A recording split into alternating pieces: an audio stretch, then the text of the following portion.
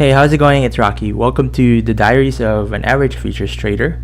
It's 15 minutes since the US market closed, and unfortunately today it was not a good day. A lot of that, I'll go through the articles later, but let me just go through on what our performance was. Today we gave up $4,774.43, and a lot of that was due to our swing. So again, our swing is a long bias until when the contract expires, which is on September. So on our day, we lost $6,475 on this, and it was actually a lot worse because this snapshot shows that the Dow Jones lost 370 points, but at one point this was greater than 500 points. Our PL open from being up close to 7,000. Let me go up. So yesterday our PL open was 3,318. Last week that PL open was at 5,153. So that was at its peak, but now we are back down to negative, which is negative 2,947. But as tough as that is, I just need to let the process happen, right? Believe on what I'm trying to do, where this is until September. The only thing I could do today was really with my hedge. So I did my best to hedge, and thankfully I was able to soften the blow and got $1,705 on our intraday trading, and I'm going to show you examples of that. So I'm focusing my recap, this content, on showing you the in and outs of the technical part of my trading. So if you needed some sort of base to start on, you may use mine if you'd like. So CNBC with the news, throughout all the index, it's all negative, with the Dow Jones really taking the brunt of most of that at 1.07%, and a lot of that really is due to the hot jobs data. So it's a combination of 1-2 punch from yesterday, being able to read the FOMC minutes, so people are able to decipher what was discussed 2 weeks ago, on top of a long holiday weekend. And then today the jobs data was really strong, so a lot of folks are now worried about a interest rate hike a few weeks from now. So that's why the market is rattled. Fundamentally, I'm on the camp that it's okay. It'll recover just fine, but that's just my view, and that's my view because you're looking at backwards data, right? And I am on the proponent that I still have a bullish stance on it, but if I'm wrong, that's why we do hedge. So let's go back to our charts today. So I'll go through how we did on our trades, and just to show you the timestamp, it is Thursday, July 6th. It's 1:18 p.m. and back to the full screen. I'll just zoom into what had happened for today. And I denote that by this yellow line up top here. When the beginning of this yellow line is at 3 p.m. Pacific time yesterday, that's when the futures market reopens again for the Globex, which is when Asia opens around 6:30ish Pacific time, and then midnight for the EU.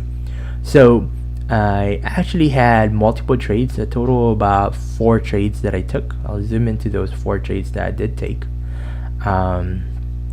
I want to say that all 4 of those were profitable, and from those 4 trades, that's the reason why we have a gross profit of $1,705, and that was great to pretty much soften the blow and not have such a bad day. Unfortunately, as you can see here, this big dip that occurred, this actually started around 4:30. So this line right here is 4:30 in the Pacific Coast, so I was not awake. I did stay up till about 2 a.m. So I've been staying up late, but I may need to change how I trade it because a lot of action occurs during the Globex. So I may just sleep earlier and wake up at 4 a.m.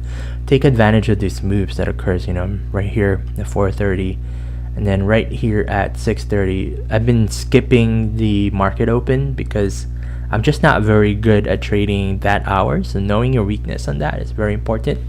And you can see quite a dip here where, if I always say there's luck, right? Even though, because it's a lot of probability, a lot of your how you're looking at the news fundamentally and technically on all of these indicators and whatnot, voodoo magic as you may want to call it. But luck, I think, is still very important. And I say that because I'm a huge fan of the book Psychology of Money by Morgan Housel. Please check it out, and it talks about luck in there, how it's an important key factor in the day-to-day things. But anyway, let me actually just focus on going through one of my trades that I did do, and it was this trade right here that occurred at about 11:05. And I will also go to the tick base and zoom in to that chart so we can look at what I'm looking at for both the time base and the tick base. So it's this left one that I'm looking at here. So full screen, just go back to that. So this is the trade, the one on the left that we're looking at for both the time base and the tick base. And on the indicators, I will zoom in on the time base indicator first. You can see that when I entered, it was a bit aggressive. I entered with 6 contracts. We were close to the oversold side. I had seen a bit of crossover when that occurred.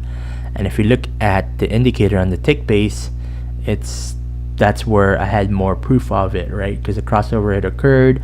We were in the oversold side, and thankfully this trade turned out okay.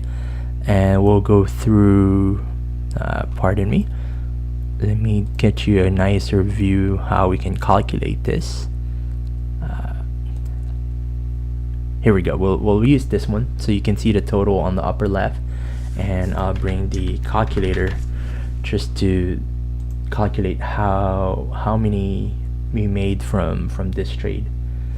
All right, so on this trade you can see that we shorted at 34,127 and we covered at 34,110. So that was just 17 points.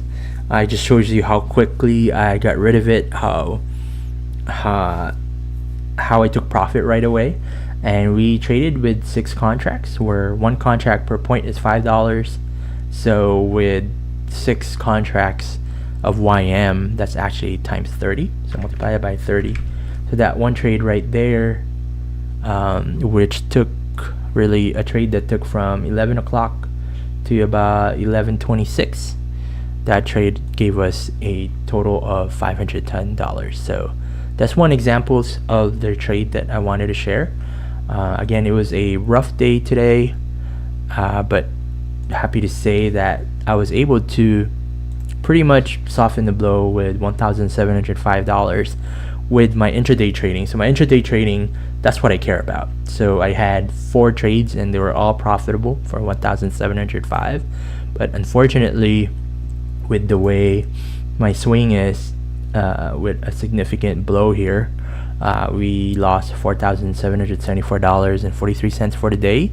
But hopefully that recovers in the next few days. What's great here is I sized my MYM, the one I'm swinging, a lot smaller. So hopefully we don't hit any margin calls anytime soon compared to what happened a few weeks ago.